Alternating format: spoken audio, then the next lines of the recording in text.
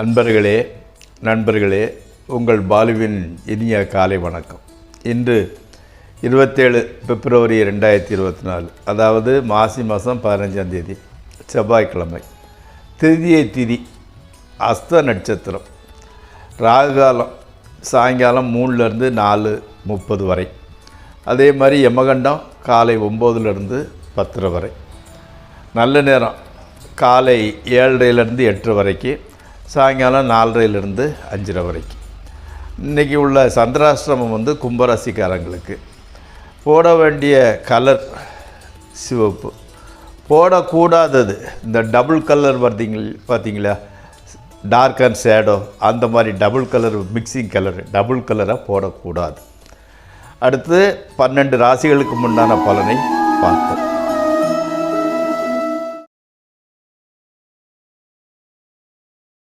மேசராசி. இன்று ஒரு குழப்பமான நாள்னே வச்சுக்கலாமே. அதாவது உடல்நிலை நல்லா இருக்குது, ஆனால் மனநிலை குழப்பமாக இருந்துக்கிட்டு இருக்குது. ஸோ மிக்சிங்காகவே இருந்துக்கிட்டு இருக்குது. அம்மாவுக்கு உடல்நிலை கொஞ்சம் இம்ப்ரூவ்மெண்ட் இருக்குது. மாணவர்களுக்கு வந்து கல்வியில், எஜுகேஷனில் கொஞ்சம் பிரச்சனை இருந்துக்கிட்டு இருக்குது. வாகன ரிப்பேர், வெஹிக்கிள்ஸ், நீங்கள் போகிற வெஹிக்கிள்ஸில் வந்து சின்ன ரிப்பேர் வந்துடுது. இந்த விவசாயம் பார்க்குறவங்களுக்கு பூச்சி தொல்லை, பூச்சி மருந்து அடிக்க வேண்டிய சூழல் வரும். அந்த பூச்சிகள்னால் கொஞ்சம் விளைச்சல் பாதிக்கக்கூடிய சூழல் இருந்துக்கிட்டு இருக்குது. ஸோ இது வந்து ஒரு குழப்பமான நாள் தான் மேசராசிக்காரங்களுக்கு. அடுத்து ரிஷபராசி. தெய்வத்தான் ஆகாதனினும் முயற்சிதான் மெய்வர்த்த கூலி தரும் அப்படின்னு வள்ளுவர் சொல்லியிருக்கிறாரு. அதே மாதிரி நீங்கள் சளையாக முயற்சி உழைப்பு முயற்சி பண்ணிக்கிட்டே இருப்பீங்க. அந்த முயற்சிக்கு தகுந்தபடி சிறிய வெற்றிகள் கிடைக்கிறது. ஆமாம். அதே மாதிரி அந்த குடும்பத்தினரோட கோயிலுக்கு போயிட்டு வாரீங்க. ட்ரேடிங்கில் கொஞ்சம் லாபம் கிடைக்கிறது. நண்பர்கள் சுற்றத்தினர்கிட்டெல்லாம் பார்ப்பா, அவன் நல்லவன், அப்படி பார்த்துக்கிறான், பொண்டாட்டி எப்படி வச்சுக்கிறான் அப்படிங்கிற மாதிரி ஒரு நல்ல பேர் தான் உங்களுக்கு கிடைக்குது. அடுத்து மிதுன ராசி. பணம் வந்து அட்வான்ஸு கொடுக்காமல உங்கள் பேச்சிலேயே வண்டியை வாங்கிட்டு வந்துடுதீங்க. அட்வான்ஸும் கொடுக்கல, எப்போ தரம்னு சொல்லலை, வண்டியை எடுத்துகிட்டு வந்துட்டீங்க. ஆமாம். கை குழந்தை இருக்கிறவங்களுக்கு அந்த குழந்தைக்கு சின்ன இன்ஃபெக்ஷன், சின்ன பிரச்சனை வந்துக்கிட்டு இருக்குது. டாக்டர்கிட்ட போனால் அது சரியாகிடுது. ஆமாம். வேலையில் வந்து ப்ரமோஷன் கிடைக்குது. ஆமாம். எவ்வளவு இருந்தால் ஏதோ ஒரு காரணத்தில் தூக்கம் மட்டும் வரமாட்டேங்குது. புரண்டு படுக்க வேண்டிய ஒரு சூழ்நிலை வருகிறது. ஆமாம். அதாவது வந்து எப்படின்னா, பின்னால் கடந்த காலத்தில் எந்த மாதிரி நம்ம கரடு முரடான பாதையில் நடந்து வந்துருக்கிறோமோ அப்படின்னு அந்த ஞாபகங்கள் உங்களுக்கு அப்படியே ரிவைண்ட் பண்ணி பார்த்துக்கிட்டு இருக்கிறீங்க. ஓகே. அதனால் கூட தூக்கம் வராததுக்கு அது கூட ஒரு காரணமாக இருக்கலாம். அடுத்து கடகராசி. அதே மாதிரி ஹையர் எஜுகேஷன் படிக்கிறவங்களுக்கு நல்ல வாய்ப்பு. ஆமாம். அதே மாதிரி மனைவி பேரில் ட்ரேடிங் பண்ணுறாங்க இல்லையா, ஷேர்ஸில், அவங்களுக்கு நல்ல லாபம் கிடைக்கிறது. மனம் வந்து ஆன்மீகம், கோயில், குளம், பக்தி கதைகள் கேட்குற இந்த மாதிரி ஆன்மீக மார்க்கத்தில் போய்கிட்டு இருக்குது. கொஞ்சம் சோம்பல்தனம் ஜாஸ்தியாக இருந்துக்கிட்டு இருக்குது. அதே மாதிரி வந்து ஒருத்தரை விஐபியாக முக்கியமான ஆளை சந்திக்கணும்னு நினைக்கிறீங்க, அவரை சந்திக்க முடியாமலேயே போயிடுது. அது கொஞ்சம் ஏமாற்றம். மற்றபடி சிம்ம ராசிக்கு செல்வோம். அதாவது கோவிலுக்கு நன்கொடை அல்லது அன்னதானம் இந்த மாதிரிப்பட்ட காரியங்களுக்கு வந்து டொனேஷன் கொடுக்குறீங்க. அதுக்காக மனம் மாற செலவு பண்ணுறீங்க, நல்லது. அதே மாதிரி வந்து பெற்றோர், அப்பா அம்மாவுக்கு உடல் ஆரோக்கியம் நல்லபடியாக இருந்துக்கிட்டு இருக்குது. மாணவங்க மார்க்கு கூட ஸ்டூடெண்ட்ஸுக்கு அவங்க எக்ஸ்பெக்ட் பண்ணபடி நல்ல மார்க்கு வருது. அதே மாதிரி இன்ஜினியரிங், எலக்ட்ரானிக்ஸு, ஹோட்டல் தொழிலில் உள்ளவங்களுக்கு நல்ல லாபம். ஆமாம். கணவன் மனைவி மட்டும் சின்ன ஆர்கியூமெண்ட்டு, சின்ன பிரச்சனை வந்துக்கிட்டு இருக்குது. ஆமாம். அடுத்து கன்னியாராசி. அதாவது சகடம்னு சொல்லுவாங்க, சகடயோகம், சக்கரம், அதாவது சக்கரம் சுற்றுறது மாதிரி உங்களுக்கு வந்து இந்த பணவரவு வந்து அப் அண்ட் டவுனாக வந்துக்கிட்டே இருந்துக்கிட்டு இருக்குது, மாறி வந்துக்கிட்டு இருக்குது. ஆமாம். இந்த ட்ரேடிங் பண்ணவங்க ரொம்ப ஜாக்கிரதையாக இருந்துக்கிட்டுருங்க. ஆமாம். உங்கள் அண்ணன் அக்கா இருந்தால் அவங்க வந்து உங்களோடையே வந்து இருந்துக்கிட்டு இருக்கிறாங்க. ஆமாம். அதே மாதிரி வந்து வருங்கால மனைவியை சந்திக்க வேண்டிய சூழல், கல்யாணத்தை வந்து உங்களோட வருங்கால உட்பியை வந்து சந்திக்க வேண்டிய சூழலையும் வருகிறது. அடுத்து துளாராசி. அது நீங்கள் உங்கள் தொழில் நல்லா தான் போய்கிட்டு இருக்குது.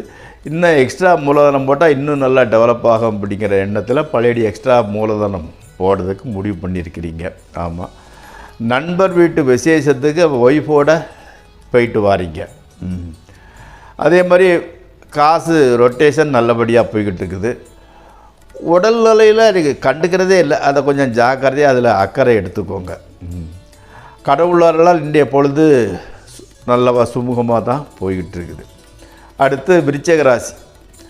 அதாவது பார்ட்னர்ஷிப் உள்ள தொழிலில் நடக்கிறவங்களுக்கு இன்றைக்கி வந்து நல்ல லாபம் வருது. அதாவது வந்து தனியாக சோலோவாக செய்யாமல் பார்ட்னராக செய்கிறவங்களுக்கு அந்த தொழிலில் வந்து லாபம் வருது. அதே மாதிரி போலீஸு, மிலிட்ரி, ஃபயர் சர்வீஸ் இந்த மாதிரிப்பட்ட துறையில் உள்ளவங்களுக்கு அதாவது வந்து டிரான்ஸ்ஃபரோடு கூடிய ப்ரமோஷன் கொடுத்து டிரான்ஸ்ஃபரும் கொடுக்குறாங்க. ஆமாம். அதே மாதிரி வந்து எப்படின்னு கேட்டிங்கன்னா துர்கா அல்லது பத்திரகாளி கோவிலுக்கு போயிட்டு வந்தோன்னா நல்லது நடக்கும். தனுசு ராசி. பாடி இதில் வந்து சின்ன பிரச்சனை வந்துக்கிட்டு இருக்குது. ஆமாம். வேலைக்கு போகிறதுக்கு இன்ட்ரெஸ்ட் இல்லை. சரிடா வீட்டில் லீவ் போட்டுட்டு வீட்டில் இருக்கலாம்னு மனசு வந்து சொல்லுது. உடம்பு வந்து ஒத்துழைக்க மறுக்குது. அதனால் லீவ் போடுறதுக்கு வாய்ப்புகள் நிறைய இருந்துக்கிட்டு இருக்குது. ஆமாம். கல்வி, எஜுகேஷன், ஸ்டூடெண்ட்ஸுக்கு வந்து நல்ல முன்னேற்றம், கல்வி நல்லா படிக்கிறாங்க. ஆமாம். அதாவது வந்து புதுசாக ஏதாவது தொழில் ஆரம்பிக்கணும்னு நினைக்கிறவங்க ஆரம்பிக்கலாம். உங்களுக்கு எதிர்பார்த்த பணம் கூட வந்து சேருது. ஓகே. அடுத்து மகர ராசி. கணவன் மனைவி உறவு நன்றாக இருந்துக்கிட்டு இருக்குது. புதிய நண்பர்கள், புதுசு நண்பர்கள் அமைகிறாங்க உங்களுக்கு. இப்போது மனைவியோட தகப்பனாருக்கு, அதாவது உங்கள் மாமனாருக்கு சற்று உடல்நிலை பாதிப்புகள் இருக்கிறது. வாக்குவாதம் செய்வதை குறைத்து கொள்ளுங்கள். நிதானமான பட் முன்னேற்றங்கிறது உங்கள் லைஃப்பில் நல்லதான் இருந்துக்கிட்டு இருக்குது. அடுத்து கும்பராசி. ஆஸ்பத்திரி மருந்து செலவுகள் வந்து ஜாஸ்தியாக இருந்துக்கிட்டு இருக்கு. குழந்தைகள் வந்து வேறு இடத்துல படிக்கிற விஷயமா எது விஷயமாவோ செப்பரேஷனாக இருக்கிறாங்க. அது மனசுக்கு கொஞ்சம் கஷ்டமாக இருந்துக்கிட்டு இருக்குது. ஆனால் அவங்க நல்லா இருக்கிறாங்க அப்படிங்கிறத நினைக்கும்போது மனசு சந்தோஷமாக இருக்கிறது. ஆமாம். எந்த ஒரு அக்ரிமெண்ட்டு, பேச்சுவார்த்தை இதெல்லாம் இப்போதைக்கு வேண்டாம். இதை கொஞ்சம் போஸ்ட்போன் பண்ணிக்கோங்க, ஒரு 2 நாள். அதுக்கு மேலே செய்யுங்க, நல்லதே நடக்கும். அடுத்து மீனராசி. குடும்பத்தில் உள்ள குழப்பங்கள்லாம் ஓரளவு கண்ட்ரோலுக்கு வந்துடுச்சு. அந்த கல்லூரியில் படிக்கிறவங்க, அதாவது காலேஜில் படிக்கிறவங்க கொஞ்சம் ஜாக்கிரதையாக இருங்க. அந்த காதல் வலையில் விழுவதற்கு வாய்ப்புகள் இருக்கிறது. ஆமாம். வேலையில் பிரச்சனை எதுவும் கிடையாது. விநாயகர் வணங்குங்க, எல்லாம் நல்லதே நடக்கும். நண்பர்களே, இந்த நிகழ்ச்சி உங்களுக்கு பிடித்திருந்தால் லைக் செய்யவும், நண்பர்களுடன் பகிர்ந்து கொள்ளவும், சப்ஸ்கிரைப் செய்யவும். அடுத்து ஜோதிடத்தை பற்றி சில குறிப்புகளை சொல்கிறேன்.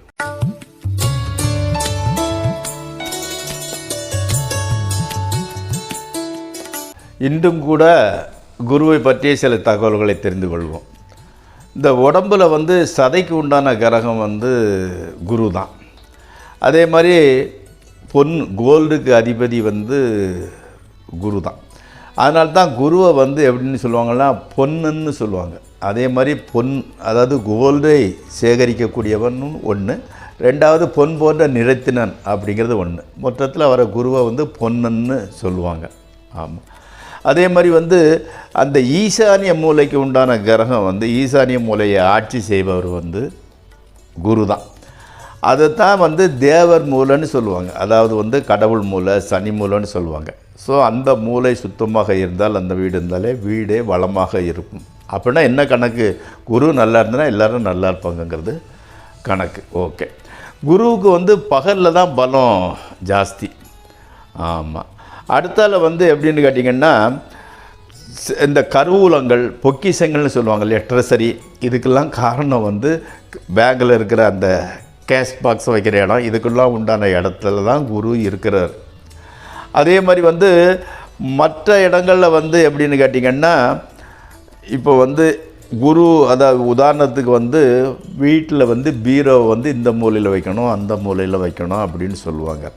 பட் அந்த பீரோவை ஆட்சி செய்யக்கூடியவர் குரு. அந்த குரு நல்லா இருந்தாருன்னா பீரோவில் வந்து பணம் வந்து செழிப்பாக இருந்துக்கிட்டு இருக்கோம். குரு வீக்காக இருந்தாருன்னா அடகு கடையில் உள்ள பில்லு, அந்த பில்லு, இந்த பில்லுன்னு சேர்ந்துக்கிட்டு இருக்கும். ஸோ வந்து குரு நல்ல இடத்த பார்த்து வச்சுக்கிடுவோம். ஓகே. அடுத்தால வந்து மஞ்சள் காமாலை, ஜாண்டிஸ். அடுத்தால வந்து கொலஸ்ட்ரால், சுகரு, அஜீரணம், அதாவது டைஜஷன் ஆகாமல் இருக்கிறது, அந்த கேன்சர், மலச்சிக்கல் சரியாக மோசம் போகாதது, பாரிச வாயுன்னு சொல்லுவாங்க இல்லையா, பேரலிசிஸ். அடுத்தால வந்து ஈரல், லிவர் வந்து கொஞ்சம் கெட்டு போகிறது. ஆமாம், குரு வந்து பணக்கார கிரகம்னு சொல்லியிருக்கேன். நோய் கூட பணக்கார நோய் தான், இந்த சின்ன சின்ன நோயெல்லாம் கிடையாது. அது வாரத்தை பாருங்களேன், லிவர் கெட்டு போகிறது, கேன்சரு, ஜாண்டிஸு, கொலஸ்ட்ராலு, சுகர்னு இந்த மாதிரி நோய் கூட காஸ்ட்லியான நோயை தான் அவர் கொடுத்துக்கிட்டு இருக்கிறாரு. அதே மாதிரி வந்து கைகாலில் சிலருக்கு வந்து வீக்கம் இருக்கும். அதே மாதிரி வந்து தலை சுற்றுறது மாதிரி இருக்கிறது. இரத்த குழாய், சுத்த இரத்த குழாய், அதாவது வந்து கெட்ட இரத்த குழாய், அசுத்த இரத்த குழாயை கண்ட்ரோல் பண்ணுறவர் வந்து சனி. சுத்த இரத்த குழாயை கண்ட்ரோல் பண்ணுறவர் வந்து குரு. அந்த சுத்த இரத்த குழாயில் அடைப்பு இருக்கிறதா இருந்தால் அதுக்கு காரணம் வந்து குரு தான். அதே மாதிரி வந்து தொடைப்பகுதி, மூளை, இதெல்லாம் கண்ட்ரோல் பண்ணுறவர் நம்ம குரு பகவான் தான். இந்த குரு பகவான் நல்லா இருந்தால் கண்ணு நல்லா பெருசாக பார்க்க நல்லாயிருக்கும். நெற்றி, உயர்ந்த நெற்றின்னு சொல்லுவாங்க. கொஞ்சம் உடம்பு ஆன்மீக உணர்வு, கடவுள் மேலே பக்தி, இதெல்லாம் இருக்கிறதுக்கு காரணம் அந்த குரு தான். அதே மாதிரி தத்துவஞானி சொல்லுவாங்க இல்லையா, பெரிய தத்துவம் பேசுகிறவர், பெரிய பெரியவங்கள்லாம் கண்டு உள்ளவர் வந்து குரு தான். அதே மாதிரி வந்து ரொம்ப குரு நல்லா இருந்தால் ஓரளவு நல்ல இன்டலெக்சுவல், அறிவாளி, மாற்றுக்கருத்தே கிடையாது. இப்போது குரு வந்து பாதிக்கப்பட்டிருந்தால் தான் கவலை இல்லாத மனிதன்னு சொல்ல முடியல. எதை கண்ணை சட்டை பண்ணாமல் இருக்கிறாங்க இல்லையா, அவங்களுக்கு வந்து குரு வந்து ரொம்ப பாதிச்சிருக்கும். ஆமாம், பக்திங்கிறது இருக்காது, விதண்டாவாதம், வாதத்திலே விதண்டாவாதம், யாருக்கு மாதிரி பேசுகிறவங்கெல்லாம் வந்து குரு வீக்காக இருந்தால் தான் அப்படி பாங்க. அவங்க வந்து சோம்பல்தனம், எப்பவும் தூங்கலாம் தூங்கிக்கிட்டே இருப்பாங்க. அதெல்லாம் வந்து வாழ்க்கையில் எந்த பிடிமானமும் இல்லாதவங்க. அதுக்கு வந்து குரு பாதித்திருந்தால் மட்டும்தான் அது நடக்கும். ஓகே. இப்போது இந்த வீண் செலவு பண்ணுறவங்க, செல்ஃபிஷாக இருக்கிறாங்க இல்லையா, அதுக்கெல்லாம் காரணம் குரு நெகட்டிவ் இதில் இருந்துக்கிட்டு இருக்கலாம். ஸோ குருவை பற்றி நன்கு தெரிந்து கொண்டோம். நாளை சுக்கிரனை பற்றி ஆரம்பிப்போம். மீண்டும் சந்திக்கிறேன். உங்கள் பாலு.